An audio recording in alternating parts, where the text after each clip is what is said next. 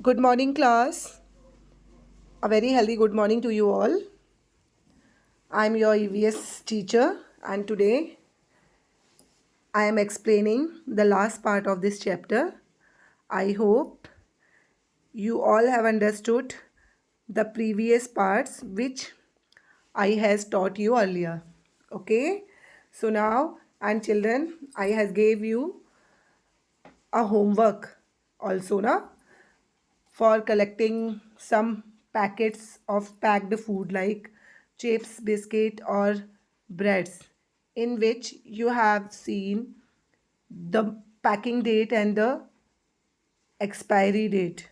Okay, whenever the school will open, I will check these types of packets which you have collected. Okay, बेटा मैंने आप लोगों को homework दिया था कि आपको कुछ पैकेट्स कलेक्ट करने हैं जिसमें ये डेट्स मेंशन्ड हो, जैसा मैंने आपको प्रीवियस वीडियो में दिखाया भी था. ओके, रेगुलर क्लासेस जब होंगी तब मैं चेक करूँगी. Okay, so now I want to start the next paragraph. Summer treat mamidi tandra. Okay, so in this paragraph we will learn about a specific dish made from mango. And now the current season is also the mango season. Chitti Babu and Chinna Babu live in Antreyapuram town in Andhra Pradesh. चिट्टी बाबू और चिन्ना बाबू आंत्रेयपुरम में रहते हैं, जो कि एक आंध्र प्रदेश का ही एक टाउन है. The brothers spend the summer holidays playing in the mango garden. वो जो दोनों भाई हैं अपने समर हॉलीडेज़ के जो भी दिन हैं वो आम के बगीचे में ही मोस्टली स्पेंड करते हैं. When the trees are full of fruits they also like to eat unripe mangoes with salt and chilli powder. उन दोनों को कच्चे आम नमक और मिर्च के साथ खाना बहुत पसंद है. आप लोगों ने कभी किया है ट्राई? कच्चे आम बहुत खट्टे से होते हैं, उसको हम नमक या उसके साथ खाएं तो चटपटे लगते हैं. कभी ट्राई कीजिएगा. At home there mother कुक्स unripe mangoes in different ways. और घर में उनकी जो मम्मा है कच्चे आमों से तरह तरह के अलग अलग तरीके की डिशेस बनाती हैं. I hope you all know that how many kinds of mango dishes we have made, like pickle, jam, sauce, chutney. Okay, she also makes many kinds of mango pickles. आम का अचार तो बहुत फेमस है, आप लोगों ने सभी ने खाया होगा. The pickles last through the year until the next mango season. और जो आम का जो अचार होता है वो प्रीवियस सीज़न से नेक्स्ट सीज़न तक पूरा यूज़ कर सकते हैं. उसमें ऐसे प्रिजर्वेटिव्स ऐड होते हैं कि उसे हम through out the year use कर सकते हैं. ओके, वही आप इस चैप्टर में पढ़ रहे हैं कि कैसे हम फूड को प्रिजर्व कर सकते हैं. Some foods, not all. One evening while having food Chinna Babu asked, amma we have so many mangoes, make some mamidi tandra aam papad from them. एक शाम को जब चिन्ना बाबू और चिट्टी बाबू अपना डिनर कर रहे थे, उन्होंने अपनी मम्मा से कहा, मम्मा हमारे पास तो बहुत सारे आम हैं, आप इसका कुछ ममिदी तंद्रा बना दो. ममिदी तंद्रा आम पापड़ होता है बेटा. आई होप आप लोगों ने खाया हो. ना भी खाया हो तो आफ्टर रीडिंग दैट चैप्टर आप लोगों को ये रेसिपी आ जाएगी, फिर अपनी मम्मा से बनवाइएगा. Okay, so now their father said making mamidi tandra needs 4 weeks of hard work.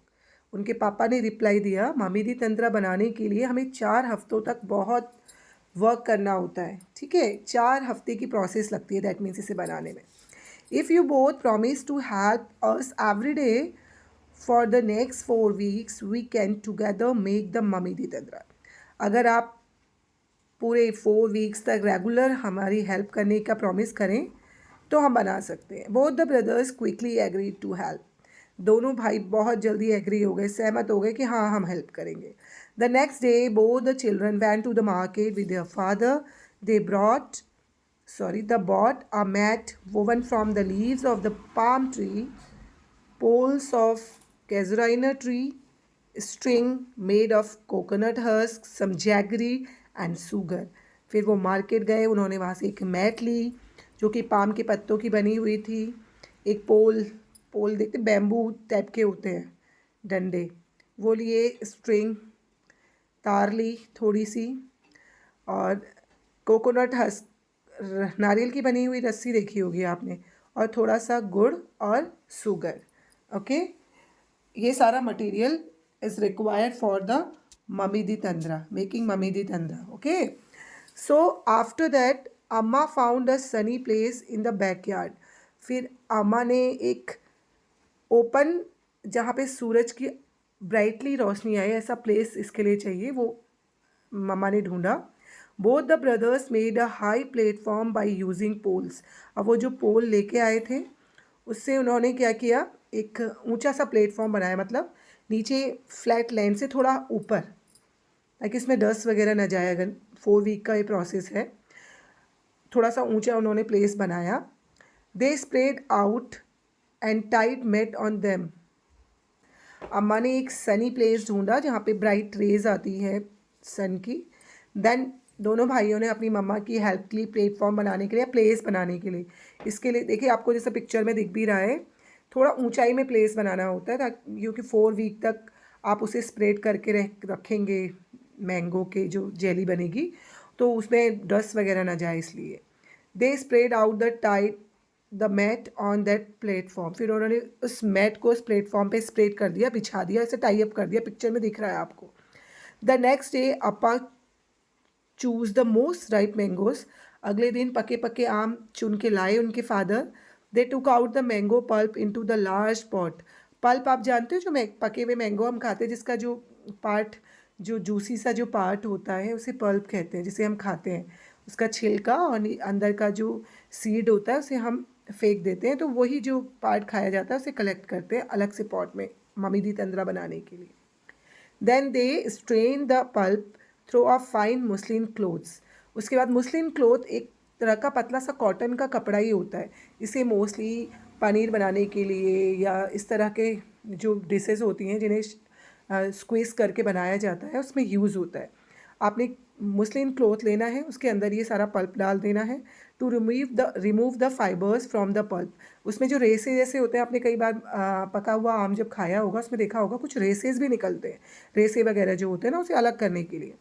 Then Chitti Babu crush the gur till there were no lumps.